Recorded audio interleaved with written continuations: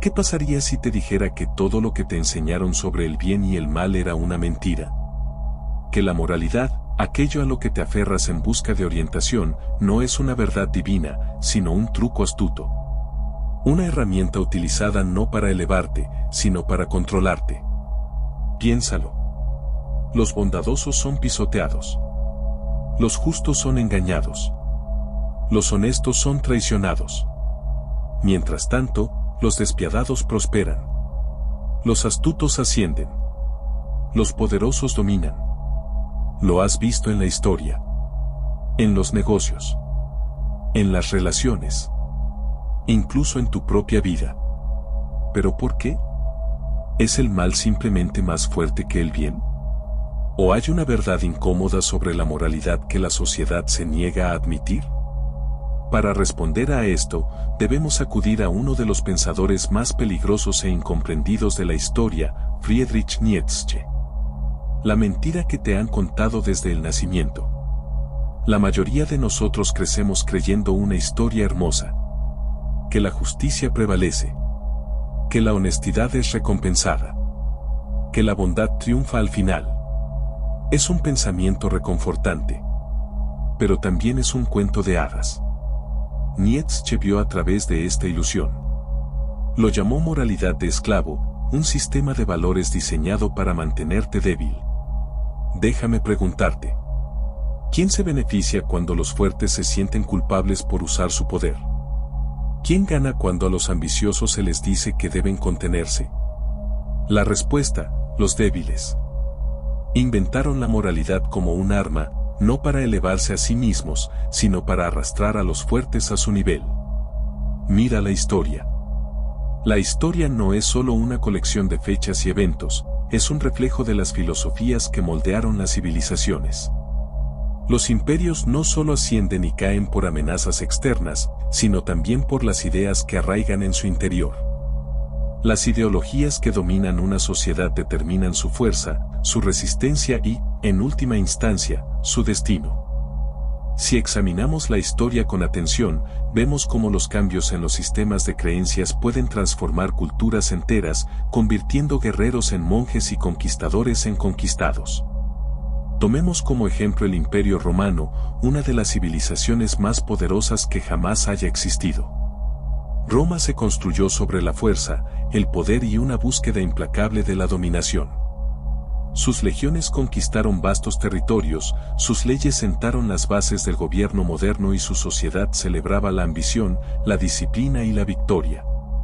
La esencia romana se basaba en la creencia de que el poder no solo era natural, sino necesario, que la civilización prosperaba cuando los fuertes lideraban y los débiles seguían. Roma no pedía disculpas por su fuerza, la abrazaba, forjando un imperio que influyó en el mundo durante siglos. Pero las ideas, como los virus, se propagan y se arraigan, a veces de formas que socavan los propios cimientos de un imperio. A medida que Roma se expandió, también lo hizo su exposición a nuevas filosofías y religiones. Entre ellas estaba el cristianismo, que introdujo una visión del mundo radicalmente diferente, una que desafiaba la esencia misma del poder romano. Luego llegó el cristianismo, predicando que el cristianismo no solo introdujo una nueva doctrina espiritual, sino que invirtió los valores fundamentales que habían definido la civilización romana. Enseñó que los mansos, y no los fuertes, heredarían la tierra.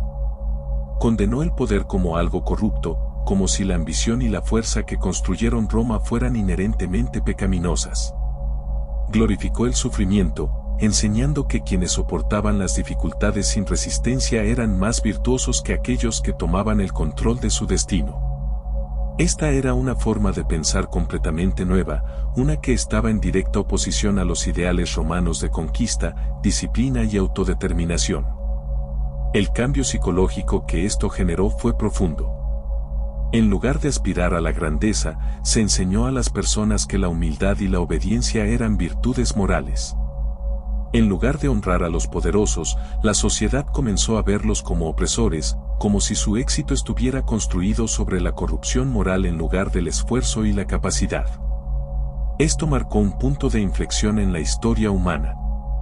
Roma, una vez símbolo de la fuerza, estaba ahora siendo influenciada por una doctrina que socavaba sus propios cimientos. La fuerza dejó de ser celebrada y pasó a ser vista como peligrosa. Y esto no fue accidental. El cristianismo, como más tarde señalaría Nietzsche, funcionó como una herramienta de los débiles. Proporcionó un marco ideológico que permitió a los que no tenían poder ganar influencia, no mediante la fuerza, sino redefiniendo la moralidad misma. Aquellos que no tenían poder ahora podían reclamar superioridad moral sobre quienes sí lo tenían. Con el tiempo, este cambio transformó el mundo romano, debilitando su determinación y creando las condiciones para su declive. ¿Y qué ocurrió? La caída de Roma no fue solo un evento militar, sino el resultado de una profunda transformación psicológica y cultural. A medida que el cristianismo se expandió, el espíritu romano de dominio y conquista se desvaneció. Las mismas personas que una vez se enorgullecían de su fuerza ahora eran enseñadas a sentir vergüenza del poder. Las otrora temidas legiones romanas dejaron de serlo, no solo por presiones externas, sino porque su sociedad había empezado a ver la guerra y la conquista como males en lugar de necesidades. El imperio se desmoronó, no simplemente por invasiones externas, sino por un cambio interno que erosionó sus cimientos. Mientras Roma caía, el cristianismo ascendía. La doctrina que había sido desestimada como un culto oscuro se convirtió en la ideología dominante de Europa. Ocupó el lugar del derecho y la gobernanza romana, influyendo en los reyes, dando forma a las leyes e incrustándose en la estructura misma de la civilización occidental. La visión del mundo romana, basada en la fuerza y la conquista, fue reemplazada por una moralidad que celebraba la sumisión, la obediencia y el autosacrificio. Lo que una vez fue un imperio de guerreros se convirtió en un imperio de creyentes, más enfocado en la vida después de la muerte que en las realidades del poder en este mundo. Nietzsche vio esta transformación como uno de los mayores trucos psicológicos de la historia. En su opinión, fue una forma en que los débiles lograron que los fuertes se volvieran contra sí mismos, haciendo que el poder se considerara algo vergonzoso en lugar de admirable. Al redefinir la moralidad, el cristianismo se aseguró de que los poderosos sintieran culpa por su propia naturaleza. Los conquistadores se volvieron inseguros, los gobernantes comenzaron a disculparse y los fuertes fueron convencidos de que su fuerza era una maldición en lugar de un don. Y así nació un nuevo mundo, uno en el que la moralidad ya no reflejaba la realidad, sino que se convirtió en una herramienta de control. Escribió: en todas partes los débiles están en movimiento, buscando socavar a los fuertes. ¿Bien contra mal? No. Es poder contra debilidad. En la naturaleza, ¿el león se siente culpable por matar a la gacela? ¿El lobo se disculpa por ser fuerte? Por supuesto que no. Porque la naturaleza no recompensa la bondad. Recompensa el poder. Y la sociedad humana no es diferente. Mira a las figuras más poderosas de la historia. ¿Triunfaron siguiendo las reglas?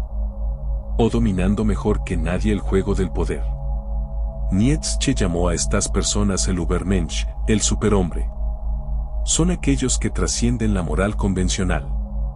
Los que crean sus propios valores. ¿Y qué pasa con los demás? Nietzsche también tenía un nombre para ellos: los últimos hombres. Aquellos que temen el conflicto.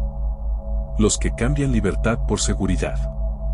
Los que se llaman a sí mismos buenos pero en realidad solo tienen miedo. Los describió así. ¿Qué es el amor? ¿Qué es la creación? ¿Qué es el anhelo? ¿Qué es una estrella? Así pregunta el último hombre, y parpadea. Son las personas que eligen la comodidad en lugar de la grandeza. Y por eso los buenos pierden.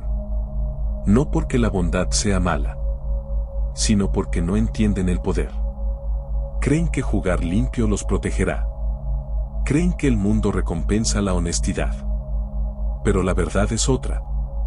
El poder pertenece a quienes lo toman. La verdad más oscura: la gente quiere ser controlada.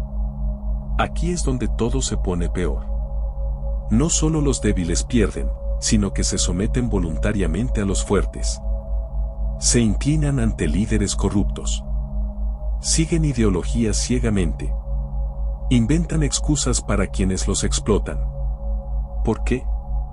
Porque la libertad da miedo. Porque asumir la responsabilidad del poder es demasiado para soportarlo. La gente no quiere ser fuerte. Quiere sentirse segura. Por eso la historia se repite. Por eso las masas siempre terminan sirviendo a unos pocos. Y por eso los verdaderos gobernantes del mundo son aquellos que entienden esta brutal verdad. La moralidad no es un escudo. La justicia no es una ley. El mundo pertenece a quienes están dispuestos a reclamarlo. Lo que esto significa para ti. A estas alturas, podrías estar pensando. ¿Y qué? ¿Debo abandonar la moralidad? ¿Volverme despiadado? No necesariamente. Nietzsche no te decía que fueras malvado. Te decía que dejaras de ser ingenuo. Que entendieras que el poder no es malvado. Es una herramienta. La bondad no es suficiente. La fuerza importa. Esperar justicia solo te hará esperar para siempre. Tienes dos opciones. Seguir creyendo la mentira reconfortante de que la bondad te protegerá. O aceptar la dura verdad, el mundo está moldeado por el poder. Nietzsche nos desafió. He aquí, os enseño el superhombre. El hombre es algo que debe ser superado. Así que pregúntate. ¿Seguirás dormido, esperando que la justicia te salve? ¿O despertarás y reclamarás tu poder?